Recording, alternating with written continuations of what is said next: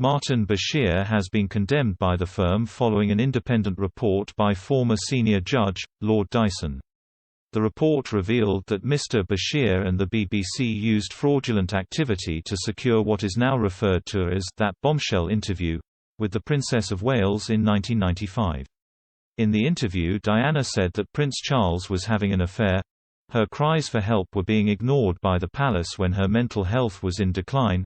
Her husband at the time was not fit to be king, and that she herself had had an affair. The fallout from the interview resulted in the Queen breaking royal protocol. She wrote a personal letter to Diana and demanded that her and Charles get a divorce. 2 years later, the Princess of Wales was killed in a tragic car accident alongside her boyfriend Dodi Al-Fayed. However, according to author Will Self, the Queen herself never considered sitting down with Mr. Bashir, even after Diana passed away. In Netflix's 2017 documentary House of Windsor: Fire, Feuds and Fury, Mr. Self recalled the days following the much-loved royal's death. He said, "It was up to Tony Blair to do something. He sort of held the royal family's hand to speak publicly. The Queen did not have to do much. She did not speak to Martin Bashir and she did not have to speak to the nation." Mr. Self explained when Diana was cast of the firm, she started rubbing shoulders with politicians. Diana also held secret meetings with Mr. Blair, where they would exchange tips on how to garner public support.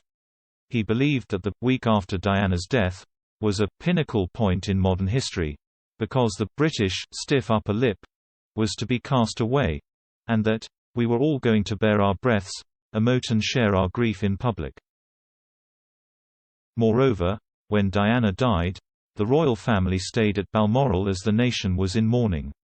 The Queen had not addressed the public to talk about the accident, and her silence almost took down the monarchy as public grief turned into outrage. Her silence prompted Mr. Blair to have a crisis meeting with the firm, and he encouraged the Queen to write a speech. Mr. Self continued, "She, the Queen, spoke for 2 minutes, then suddenly she was everyone's favorite granny again." At Diana's funeral, the royal family were seen wearing black as the nation came together in grief. Mr. Self added, "The Queen bowed her head at Diana's funeral, which is her most powerful asset.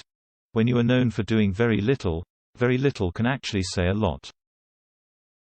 Lord Dyson's report concluded that Mr. Bashir used fake checks to convince Diana's brother, Earl Spencer, that his sister's staff were selling stories to the press.